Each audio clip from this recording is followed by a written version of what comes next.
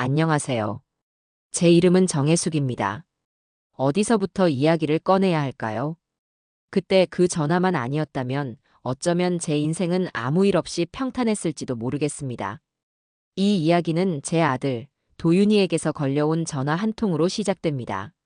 사고가 난 건 작년 이맘때쯤이었죠. 아들은 출근길에 마주오던 트럭과 부딪히는 큰 사고를 당했습니다. 병원에서는 그 흔한 외상 하나 없는데 뇌를 다쳤다고 하더군요. 그렇게 도윤이는 1년이 넘도록 의식을 찾지 못했습니다. 그때부터 저는 사는 게 아니었습니다. 제 가슴에는 늘 먹먹한 돌덩이가 하나 놓여 있었죠. 그래도 저는 매일 아침 도윤이의 병실로 향했습니다. 아들아, 엄마 왔다. 오늘도 해가 쨍하게 떴네. 내가 제일 좋아하는 빵집에서 팥빵도 사왔어. 아무런 대답이 돌아오지 않을 것을 알면서도 저는 매일 그렇게 말을 걸었습니다. 아들의 손을 잡고 얼굴을 쓸어내리며 제발 한 번만 눈을 떠다오 수없이 기도했죠. 그렇게 1년이라는 긴 시간이 흘렀습니다. 의사 선생님은 가망이 없다고 이제 마음의 준비를 하라고 말했습니다. 물론 저는 그 말을 믿지 않았습니다. 부모의 마음은 그런 겁니다. 아무리 절망적인 상황이라도 아주 작은 희망이라도 놓지 못하는 거죠. 그러던 어느 날이었어요. 새벽 3시가 훌쩍 넘은 시간, 제 전화기가 요란하게 울렸습니다. 저는 눈을 비비며 액정을 확인했습니다. 사랑하는 아들 도윤. 눈이 번쩍 뜨였습니다. 밤늦은 시간 혹시라도 병원에서 안 좋은 소식이라도 전해줄까 싶어. 늘 전화기를 머리맡에 두고 잤죠. 그런데 발신자는 병원이 아니었습니다. 사랑하는 아들 도윤. 그 이름 석자가 제 눈을 의심하게 만들었습니다. 심장이 쿵 하고 내려앉는 것 같았습니다. 잘못 본 건가 싶어 몇 번이고 눈을 깜빡였지만 액정에는 분명 아들 이름이 선명하게 떠 있었습니다. 떨리는 손으로 통화 버튼을 눌렀습니다. 수화기 너머로는 1년 동안 한 번도 듣지 못했던 아들의 목소리가 들려왔습니다. 엄마. 너무 오랜만에 듣는 목소리라 심장이 멎는 줄 알았습니다. 그렇게 사랑스럽던 아들의 목소리가 그날따라 왜 그리도 처절하게 들렸는지요. 저는 너무 놀라 아무 말도 할 수 없었습니다. 그저 눈물이 왈칵 쏟아졌습니다. 도윤아, 내 아들. 겨우 그 말 한마디를 내뱉었습니다. 아들은 제 울음소리를 듣고 잠시 뜸을 들이더니 이내 떨리는 목소리로 다시 말했습니다. 엄마 나야. 제발 아무에게도 말하지 마. 특히 현진이한테는. 현진이라면 제 며느리 현진이를 말하는 것이었습니다. 아들은 1년 동안 식물인간처럼 누워있다가 겨우 깨어났는데 가장 먼저 하는 말이 누구에게도 말하지 말라는 것이었습니다. 그것도 자신의 아내인 며느리에게요. 저는 혼란스러웠습니다. 사고가 난 지 1년 만에 기적처럼 의식을 찾은 아들이 왜 가장 가까운 사람인 자신의 아내에게조차 깨어났다는 사실을 숨기려 하는 걸까요? 아들의 목소리는 너무나 절박했습니다. 마치 큰 위협에라도 처한 사람처럼 그 짧은 문장 속에서 잔뜩 겁을 먹은 기색이 역력했죠. 저는 본능적으로 직감했습니다. 아들의 사고는 단순히 운이 없었던 교통사고가 아닐지도 모른다고요. 어쩌면 아들을 이렇게 만든 사람이 바로 아들이 깨어났다는 사실을 가장 먼저 숨기고자 하는 사람일지도 모른다고요. 그렇다면 아들이 말하는 그 암호에는 며느리 현진이도 포함되는 것이겠죠. 아들은 제게 신신당부했습니다. 엄마 제발. 그 짧은 한마디를 남기고는 전화가 끊겼습니다. 그 뒤로 아무리 다시 전화를 걸어봐도 받지 않았습니다. 저는 그날 새벽 뜬 눈으로 밤을 지새웠습니다. 아들의 목소리가 자꾸만 귓가를 맴돌았습니다. 아무에게도 말하지 마, 특히 현진이한테는. 그때까지만 해도 저는 며느리가 그저 착하고 순종적인 아내인 줄만 알았습니다. 자신의 남편이 1년 넘게 병실에 누워 있는데 늘 병실에 와서 간호를 하는 척했습니다. 하지만 그날 이후 저는 제 며느리를 다른 시선으로 바라보게 되었습니다. 아들의 전화는 제게 며느리에 대한 의심을 심어주기에 충분했습니다. 그리고 그 의심은 앞으로 제가 겪게 될 모든 사건의 시발점이 되었습니다.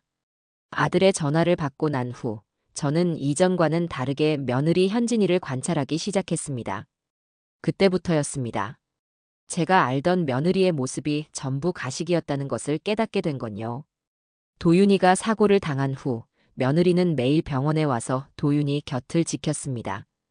겉으로는 제 아들을 극진히 보살피는 척했습니다. 저는 그런 며느리가 무척이나 기특하고 고맙다고 생각했었죠. 하지만 아들의 전화를 받고 며느리를 지켜보니 이상한 점이 한두 가지가 아니었습니다. 며느리는 아들 병간호를 핑계로 집을 비우기 시작했고 그 횟수가 점점 잦아졌습니다. 처음에는 시어머니인 저를 불편하게 하지 않으려고 그런가 싶었습니다. 하지만 병원에 오면 늘 피곤하다며 도윤이 옆에서 꾸벅꾸벅 졸기 일쑤였죠. 아무리 피곤하다지만 남편이 저렇게 누워있는데 어떻게 저럴 수 있을까 의아했습니다. 그러다 며느리가 화려한 옷과 값비싼 가방을 들고 다니는 것을 보았습니다. 제가 알기로는 저희 며느리는 검소한 사람이었습니다.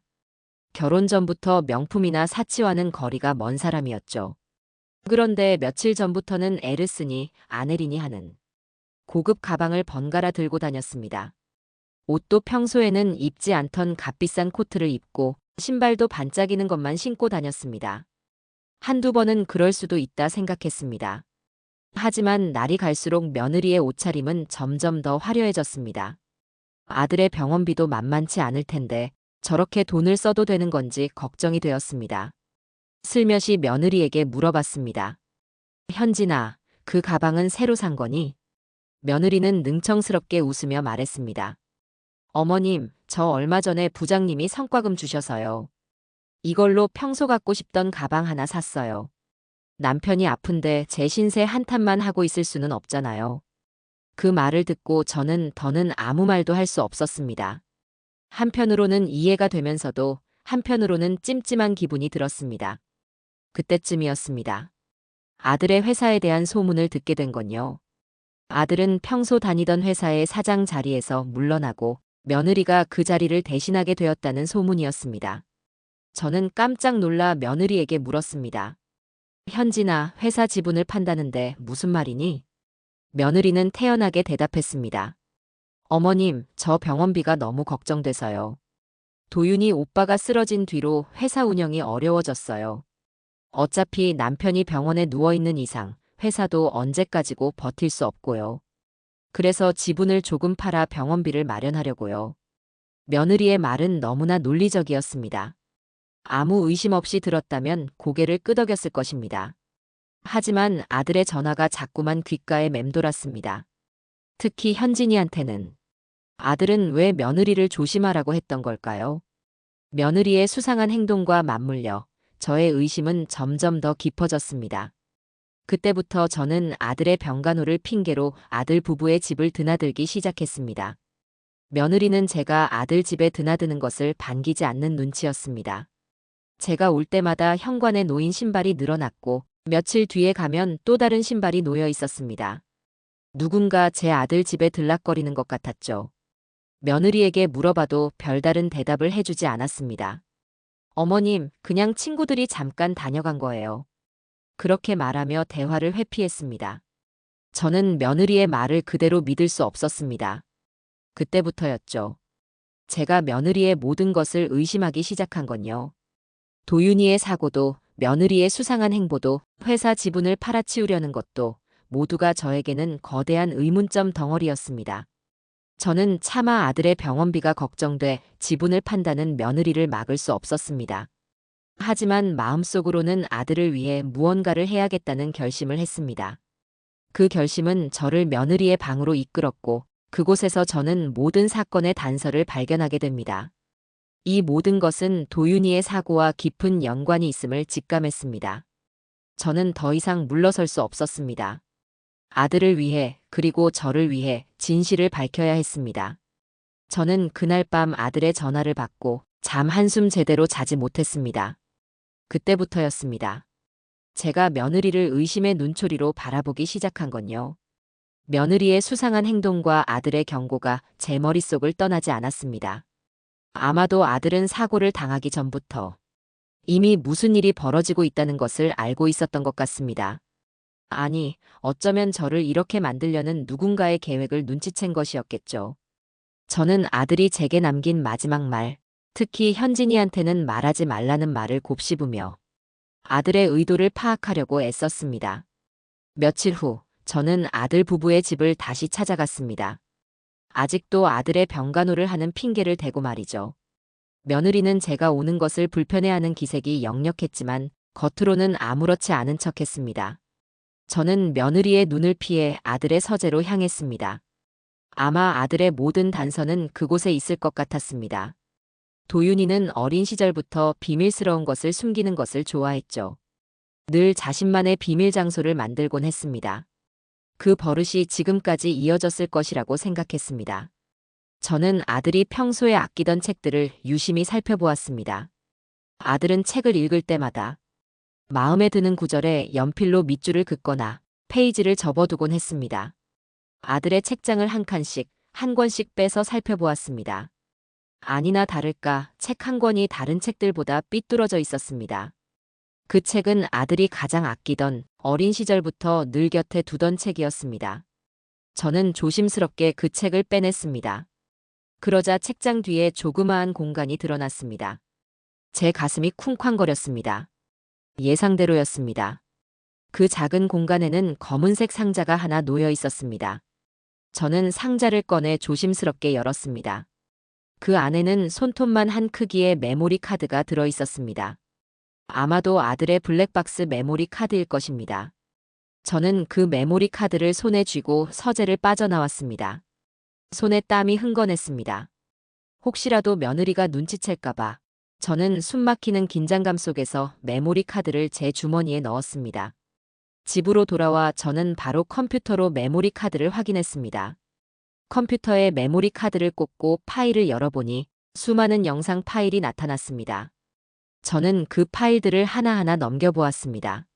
아들의 출근길, 퇴근길, 그리고 사고가 나던 그날의 영상까지. 심장이 다시금 쿵쾅거렸습니다. 저는 망설이지 않고 그날의 영상을 재생했습니다. 영상 속 아들의 차는 평소처럼 도로를 달리고 있었습니다. 아무런 문제도 없는 것처럼 보였습니다. 그러다 갑자기 아들의 차 뒤를 바짝 쫓아오는 검은색 SUV 한 대가 보였습니다. SUV는 아들의 차와 안전거리를 유지하지 않고 계속해서 바짝 따라붙었습니다. 저는 영상 속에서 그 SUV의 번호판을 확인했습니다. 번호판은 없었습니다. 아니, 정확히 말하면 번호판이 검은색 테이프로 가려져 있었습니다. 그때부터 저의 심장은 격렬하게 요동쳤습니다. 이것은 우연한 사고가 아니었습니다. 누군가 의도적으로 계획적으로 꾸민 일이라는 것을 직감했습니다. 영상을 계속해서 돌려보았습니다. SUV는 신호가 바뀌자마자 아들의 차를 맹렬하게 추격하기 시작했습니다. 아들의 차는 속도를 내어 도망치려고 했지만 SUV는 집요하게 쫓아왔습니다. 그리고 결국 아들의 차는 큰 트럭과 부딪히고 말았습니다. 그 모든 순간이 영상에 고스란히 담겨 있었습니다. 저는 그 영상을 보면서 온몸에 소름이 돋았습니다. 온몸의 피가 차갑게 식는 것 같았습니다. 이것은 단순한 교통사고가 아니었습니다. 이것은 살인 미수였습니다. 그 순간 아들이 제게 남겼던 말들이 다시 떠올랐습니다. 특히 현진이한테는 말하지 마. 왜 아들은 며느리를 언급했던 걸까요? 저는 아직 그 이유를 알지 못했습니다. 하지만 이 사건 뒤에 며느리가 있을지도 모른다는 차마 입 밖으로 꺼내기도 힘든 의심이 저를 짓눌렀습니다. 저는 혼란스러웠지만 동시에 무언가 해야 한다는 강한 책임감을 느꼈습니다. 저는 아들을 이렇게 만든 사람들을 찾아내고 아들의 억울함을 풀어줘야 했습니다. 그렇게 저는 그 작은 메모리 카드 하나를 들고 숨막히는 진실의 미로 속으로 한 발짝 더 깊이 들어섰습니다. 저는 며칠 밤낮으로 아들의 블랙박스 영상을 돌려보았습니다. 아무리 봐도 이것은 단순한 교통사고가 아니었습니다.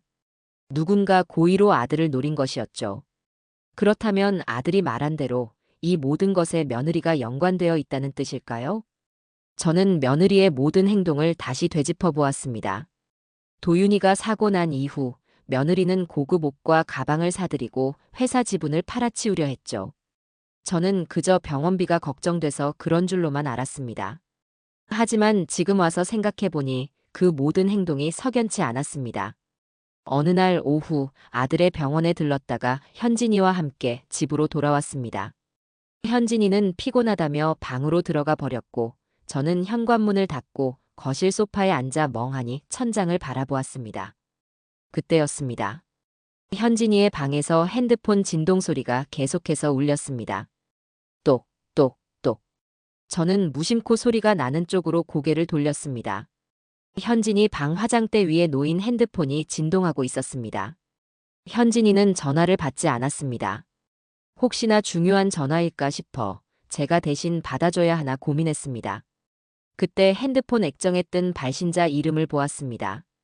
강태석. 저는 순간 멈칫했습니다. 강태석이라면 아들의 회사에서 재무이사를 맡고 있는 사람이었습니다. 그 사람은 예전부터 도윤이와 사이가 좋지 않았습니다. 아들은 강태석을 늘 의심했고 늘 조심하라고 당부했었죠. 그런데 며느리 핸드폰에 그 이름이 뜨는 건 왜일까요? 저는 제 눈을 의심하며 다시 한번 액정을 확인했습니다. 강태석. 몇 번의 진동 소리가 더 울리더니 이내 전화가 끊겼습니다. 저는 뭔가 불길한 예감이 들었습니다.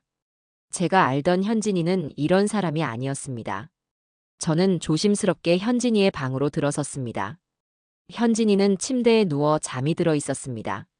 저는 현진이가 깨기 전에 서둘러 방을 빠져나와야 한다고 생각했습니다. 하지만 제 발은 이미 화장대 쪽으로 향하고 있었습니다. 화장대 서랍을 열어보았습니다. 맨 위 칸에는 며느리가 쓰는 화장품들이 가지런히 놓여 있었습니다. 두 번째 칸에는 화려한 액세서리가 있었습니다. 그리고 맨 아래 칸을 열어보았습니다. 그곳에는 검은색 가죽 다이어리 한 권이 있었습니다.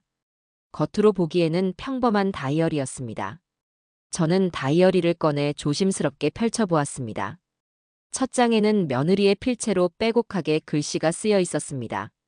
날짜와 함께 누군가와 만난 기록이 상세하게 적혀 있었습니다. 5월 12일, 태석 오빠와 만남. 도윤이가 알아채지 못하게 조심해야 한다. 6월 19일, 회사 자금 3억을 빼돌렸다. 태석 오빠가 시킨 대로 하면 된다. 7월 1일, 도윤이 사고날. 차 사고를 위장하려 했다. 무서워서 도망쳤다. 저는 그 다이어리를 읽는 내내 손이 부들부들 떨렸습니다. 심장이 멎을 것 같았습니다. 아들의 사고가 단순한 사고가 아니라는 것을, 며느리가 그 모든 것을 알고 있었다는 것을 알게 된 순간이었습니다.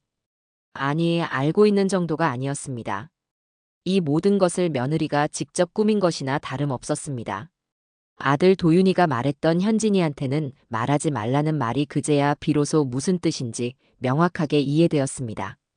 아들은 자신의 아내에게 배신당했다는 사실을 알았기에 그 모든 것을 제게 숨기려 했던 것입니다. 너무나 충격적이었습니다. 저는 제가 알던 며느리의 모습이 전부 거짓이었다는 사실에 온몸에 힘이 빠져나가는 것 같았습니다. 그토록 사랑하고 믿었던 며느리가 제 아들을 죽이려 했다니요.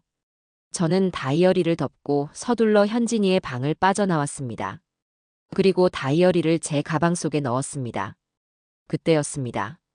현진이가 방문을 열고 나왔습니다. 어머님, 제 방엔 무슨 일로 오셨어요? 현진이의 목소리는 너무나 평온했습니다. 저는 당황한 기색을 들키지 않으려고 애쓰며 대답했습니다. 아, 그냥 너 깨어났는지 보려고. 현진이는 저를 빤히 바라보았습니다. 무언가 의심하는 듯한 눈빛이었습니다. 저는 서둘러 현관문으로 향했습니다. 그리고 현진이를 지나쳐 나오는 순간 며느리의 섬뜩한 목소리가 제 등 뒤로 들려왔습니다. 어머님, 뭘 그렇게 급하게 가세요? 혹시 제 방에서 뭘 가져가신 건 아니죠? 저는 아무 말도 하지 못했습니다. 그저 현관문을 열고 밖으로 나왔습니다. 제 심장이 목구멍까지 차올랐습니다. 저는 그 다이어리를 들고 집으로 돌아오며 그 안에 담긴 충격적인 진실에 대해 생각했습니다. 이제 저는 며느리와의 전쟁을 시작해야 했습니다. 아들을 지키기 위해 저는 더 이상 물러설 수 없었습니다. 그날 이후 저는 매일 밤잠을 설쳤습니다. 며느리 현진이의 섬뜩한 눈빛이 자꾸만 떠올랐습니다. 그녀가 제게 무언가를 눈치챘다는 것을 직감했습니다. 그 검은색 가죽 다이어리는 제게 아들의 억울함을 풀어줄 유일한 단서였습니다. 하지만 동시에 저를 위험에 빠뜨릴 수도 있는 아주 위험한 물건이기도 했습니다. 저는 다이어리를 가장 안전한 곳에 숨겼습니다. 그것을 뺏기면 모든 것이 끝이라고 생각했습니다. 아들을 살릴 수 있는 유일한 증거였습니다. 며칠 뒤 며느리가 저를 찾아왔습니다. 아들의 집이 아닌 제가 사는 집으로 말이죠. 현진이는 늘 그렇듯 밝게 웃으며 제게 인사를 건넸습니다. 겉으로는 아무 일 없는 듯 평소와 다름없는 모습이었습니다. 하지만 저는 그녀의 눈빛에서 차갑게 빛나는 칼날을 보았습니다. 그녀가 입을 열었습니다. 어머님, 저랑 평생 같이 살고 싶으시죠? 그럼 모른 척 하세요. 현진이의 목소리는 너무나 부드러웠습니다. 하지만 그 말에는 소름 끼치는 위협이 담겨 있었습니다. 그녀는 이미 제가 다이어리를 가져갔다는 것을 알고 있었던 것입니다. 저는 당황한 기색을 들키지 않으려고 애썼습니다. 가슴은 쿵쾅거렸지만 겉으로는 차분하게 대응했습니다. 현진아, 무슨 소리를 하는 거니? 현진이는 웃음을 거두고 저를 똑바로 쳐다보았습니다. 그녀의 눈빛은 마치 뱀처럼 차가웠습니다. 어머님, 솔직하게 말씀하세요. 제 방에서 뭘 가져가셨는지. 그거 찾고 있어요. 어머님께는 아무런 도움이 되지 않는 물건이니까요. 저는 현진이가 말하는 그것이 다이어리라는 것을 알았습니다. 하지만 모르는 척했습니다. 저는 며느리의 위협에 굴복할 수 없었습니다. 그녀에게 다이어리를 넘겨주는 순간 저는 아들을 영원히 잃게 될지도 모른다고 생각했습니다. 저는 며느리에게 아무것도 모르는 척 시치미를 뚝 떼며 대답했습니다. 무슨 소리인지 모르겠구나. 내가 내 방에서 뭘 가져갔다는 거야? 현진이는 더 이상 웃지 않았습니다. 그녀의 얼굴에서 모든 가식이 사라졌습니다. 그녀는 제게 경고했습니다. 어머님, 지금이라도 돌려주시면 아무 일 없던 것처럼 넘어갈게요. 하지만 만약 계속 숨기시면 어머님뿐만 아니라 도윤 오빠도 무사하지 못할 거예요. 그녀의 협박은 저를 공포로 몰아넣었습니다. 아직도 병원에 누워있는 아들이 걱정되었습니다. 하지만 저는 이대로 당하고만 있을 수는 없었습니다. 아들이 목숨 걸고 제게 남긴 단서인데 이대로 포기할 수는 없었습니다. 저는 공포 속에서도 침착함을 유지하려고 노력했습니다. 그리고 그녀에게 아무것도 모르는 척 멍하니 그녀를 쳐다보았습니다. 현진이는 더 이상 제게 아무 말도 하지 않고 자리에서 일어났습니다. 그녀는 제게 섬뜩한 미소를 남기고 떠났습니다. 그녀가 떠난 뒤에도 저는 한참 동안 그 자리에 서서 몸을 떨었습니다. 저는 이제 완전히 고립된 기분이었습니다. 아들을 믿을 수도 며느리를 믿을 수도 없는 상황이었습니다. 누구에게도 도움을 청할 수 없었습니다. 혼자서 이 모든 것을 감당해야만 했습니다. 그녀의 위협은 저를 더욱 궁지에 몰아넣었습니다. 저는 아들을 살리기 위해 그리고 저 자신을 지키기 위해 누군가의 도움이 필요하다고 생각했습니다. 그때 문득 아들의 회사에서 본 한 사람이 떠올랐습니다. 바로 아들의 비서였던 김 실장이었습니다. 김 실장은 아들이 쓰러진 후에도 늘 저를 찾아와 안부를 물었고 아들의 상태를 걱정했습니다. 저는 어쩌면 그 사람이 제게 도움을 줄 수 있을지도 모른다는 희망을 품었습니다. 저는 며느리가 모르게 김 실장에게 연락을 취하기 시작했습니다. 저의 조심스러운 접근은 시작되었고 이제 저는 이 거대한 진실의 소용돌이 속으로 뛰어들 준비를 해야 했습니다. 아들을 지켜야만 했습니다. 그게 바로 제가 해야 할 일이었습니다. 며느리 현진이의 섬뜩한 경고 이후 저는 공포와 불안에 시달렸습니다. 누구에게도 이 사실을 털어놓을 수 없었습니다. 아들을 살리기 위해선 제가 직접 움직여야만 했습니다. 저는 아들의 비서였던 김 실장을 떠올렸습니다. 아들이 사고를 당한 이후에도 꼬박꼬박 병원에 찾아와 안부를 묻던 사람이었죠. 저는 조심스럽게 김 실장에게 연락을 시도했습니다. 며느리가 혹시라도 눈치챌까봐 만남의 장소와 시간도 신중하게 정했습니다. 김 실장과 마주 앉은 카페에서 저는 며느리의 수상한 행동과 아들의 전화를 받고 제가 겪었던 모든 일들을 털어놓았습니다. 특히 며느리가 제게 했던 섬뜩한 경고와 다이어리에 적힌 내용까지 숨김없이 이야기했습니다. 제 말을 듣는 내내 김 실장의 표정은 딱딱하게 굳어 있었습니다. 그는 잠자코 제 이야기를 듣더니 이내 굳게 닫혔던 입을 열었습니다. 사모님, 사실은 제가 사모님께 드릴 말씀이 있습니다. 그의 목소리는 조심스러웠습니다. 저는 직감적으로 그가 무언가 알고 있다는 것을 느꼈습니다. 김 실장은 제게 충격적인 사실을 털어놓았습니다. 그는 아들의 지시를 받고 저를 돕고 있었던 것입니다. 도윤이는 사고가 나기 직전 자신에게 무슨 일이 일어날지 예감하고 모든 것을 대비해 두었습니다.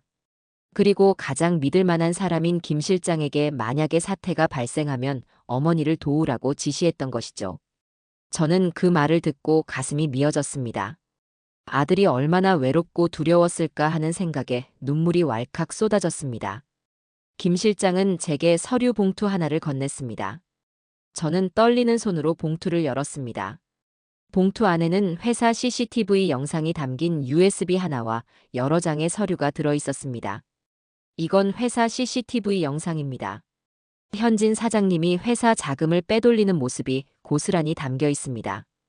저는 USB를 컴퓨터에 꽂아 영상을 확인했습니다. 영상 속에는 며느리가 회사 금고에서 돈 뭉치를 꺼내 검은색 가방에 담는 모습이 찍혀 있었습니다.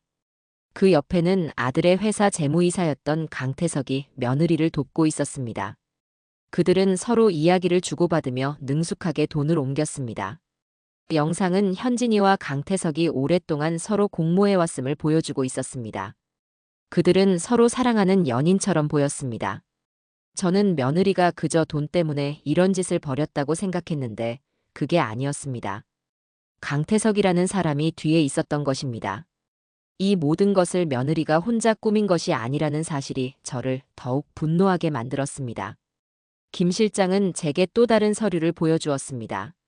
그것은 강태석의 명의로 된 해외 계좌 내역이었습니다.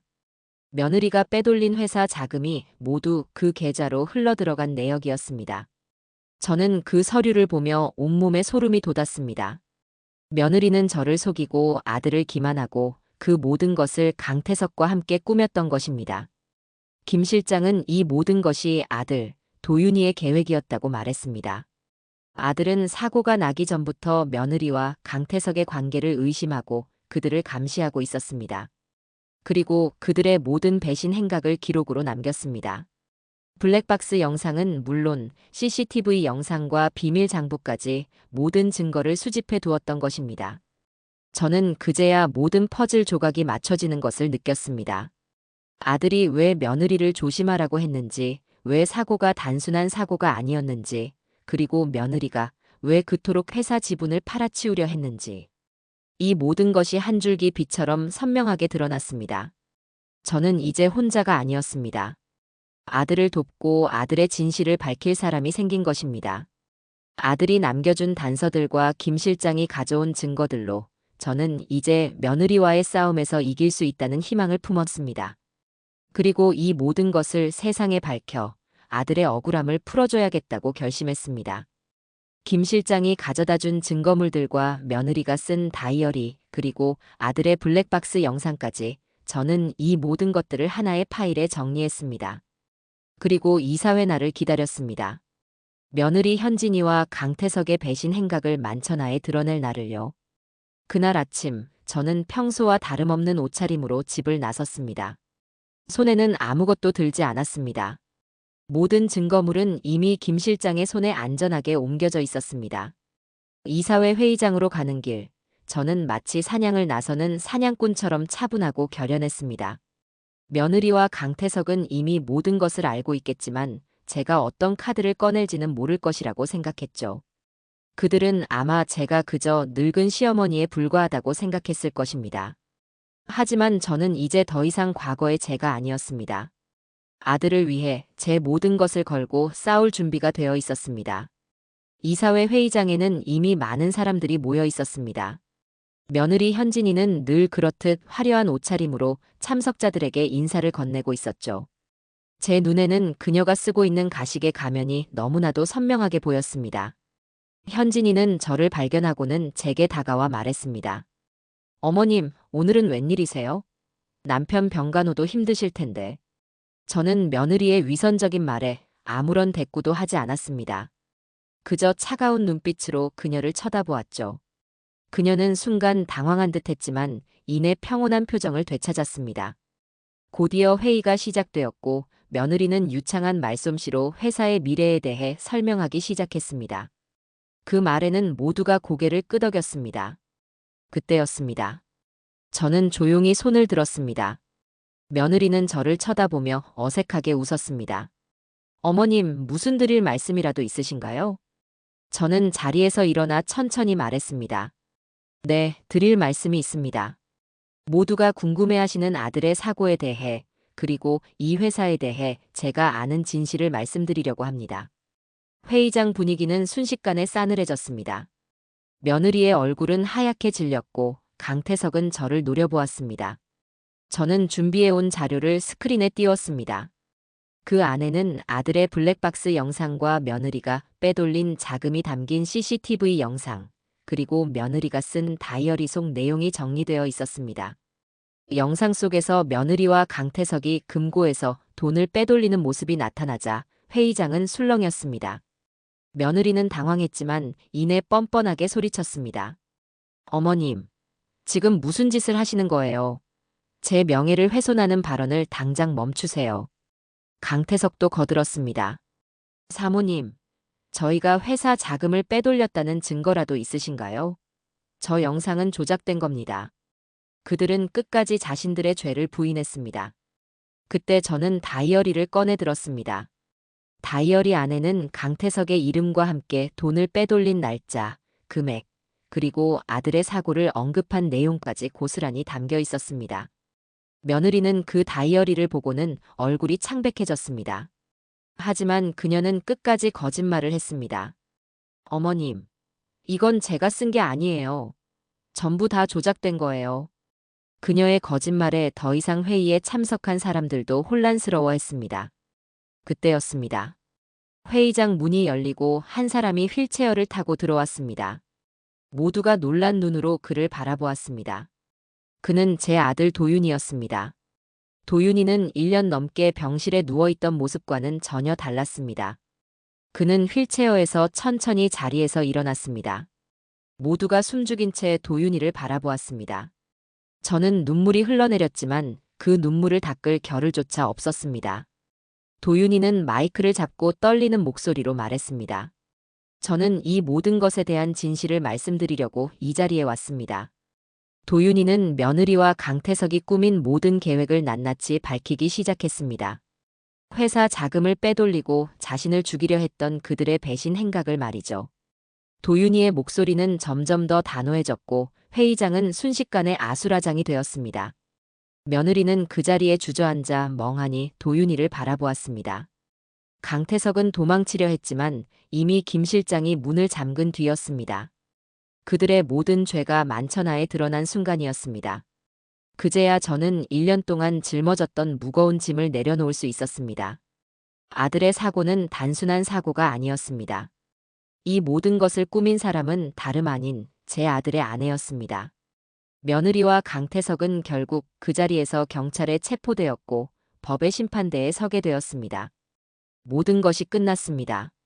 길고 길었던 싸움이었습니다. 저는 모든 것을 내려놓고 아들과 함께 회의장을 나왔습니다. 며느리 현진이와 강태석이 법의 심판을 받게 된 후 모든 것이 끝났습니다. 길고도 험난했던 싸움이었습니다. 저는 그제야 비로소 안도의 한숨을 내쉴 수 있었습니다.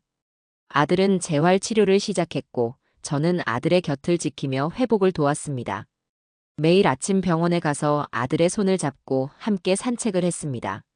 아들은 처음에는 휠체어에 의지했지만 시간이 지날수록 조금씩 힘을 내어 걷기 시작했습니다. 그 모습을 볼 때마다 저는 제 가슴이 벅차올랐습니다. 저는 모든 것을 잃은 줄 알았던 아들이 다시 제 곁으로 돌아온 것만으로도 충분히 행복했습니다. 아들은 이제 더 이상 과거의 그늘에 갇혀 있지 않았습니다. 아들과 함께 저는 평범한 일상을 되찾기 시작했습니다. 아들의 회사도 다시 정상으로 돌아왔습니다. 아들은 더 이상 회사 경영에 욕심을 내지 않았습니다. 모든 것을 내려놓고 그저 평범한 삶을 살고 싶다고 말했습니다. 저는 그런 아들의 결정을 존중했습니다. 저는 더 이상 며느리의 시어머니도 회사의 사모님도 아니었습니다. 그저 제 자신으로 살아가기로 결심했습니다. 아들이 재활 치료를 받는 동안 저는 손녀 수빈이와 함께 시간을 보냈습니다. 현진이의 딸이었지만 수빈이는 모든 것을 알고도 엄마를 원망하지 않았습니다. 그저 조용히 모든 것을 받아들였습니다. 저는 수빈이를 안아주며 말했습니다. 할머니가 이제 너의 곁을 지켜줄게. 수빈이도 제 품에 안겨 말없이 눈물을 흘렸습니다. 저는 그 눈물 속에서 수빈이가 짊어졌을 무게를 느낄 수 있었습니다. 저는 수빈이에게 이제 더 이상 슬퍼하지 않아도 된다고, 모든 것이 끝났다고 말해주었습니다. 우리는 함께 밥을 먹고 함께 손을 잡고 산책을 했습니다. 저는 수빈이를 보며 잃어버렸던 행복을 되찾기 시작했습니다. 어느 날 오후였습니다. 아들의 재활 치료가 끝난 후 우리는 함께 집으로 돌아왔습니다. 아들은 제게 말했습니다. 엄마, 이제 괜찮아. 나 혼자서도 충분히 잘할 수 있어. 저는 아들의 말에 아무 말도 하지 못했습니다. 그저 아들을 꽉 안아주었습니다. 아들은 제 품에 안겨 울었습니다. 저는 아들의 등을 토닥여주며 말했습니다. 괜찮아. 이제 다 괜찮아. 그날 밤 저는 오랜만에 깊은 잠에 들었습니다. 더 이상 악몽에 시달리지 않았습니다. 아들의 회복과 함께 저의 마음도 치유되고 있었습니다. 저는 이제 과거의 아픔을 딛고 새로운 삶을 시작할 수 있다는 희망을 품었습니다. 며칠 뒤 저는 아들과 함께 아침 식탁에 앉아 있었습니다. 아들은 저에게 말했습니다. 엄마, 이제 나 자신으로 살아줘. 이제 누구의 시어머니도 아닌 엄마 자신으로 살아줘. 저는 아들의 말에 아무 말도 하지 못했습니다. 그저 아들의 손을 잡고 눈물을 흘렸습니다. 아들은 제 눈물을 닦아주며 말했습니다. 엄마, 이제 웃을 일만 남았잖아. 저는 그날 이후 모든 것을 내려놓았습니다. 며느리에 대한 분노도 강태석에 대한 증오도 모두 내려놓았습니다. 그리고 오직 저와 아들, 손녀 수빈이의 행복만을 생각하며 살기로 결심했습니다. 우리는 이제 새로운 일상을 살고 있습니다. 평범한 일상 속에서 우리는 잃어버렸던 웃음을 되찾았고 잃어버렸던 행복을 되찾았습니다. 모든 것이 제자리로 돌아왔습니다. 아니, 제자리가 아닌 더 나은 곳으로 돌아온 것만 같았습니다. 저는 이제 누구의 시어머니도 아닌 저 자신으로 살아가기로 결심했습니다. 그리고 그 옆에는 사랑하는 아들과 손녀가 있었습니다. 그들은 제가 이 모든 것을 이겨낼 수 있었던 이유였습니다.